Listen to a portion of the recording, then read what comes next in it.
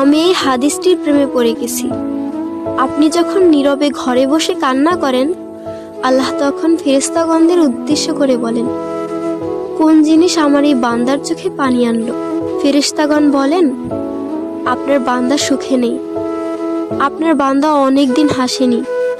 এই বলে ফেরেশতাগণ কান্না করতে থাকেন এবং আল্লাহকে বলেন, হে আমার রব, আপনি জানেন আপনার এই বান্দার হৃদয়ে কি রয়েছে, অতএব আপনি তার জন্য সবকিছু সহজ করে দিন। আল্লাহ বলেন, আমার এই বান্দা এমন কিছু জীবন থেকে হারিয়ে ফেলেছে যা সে অধিক ভালোবেসেছিল।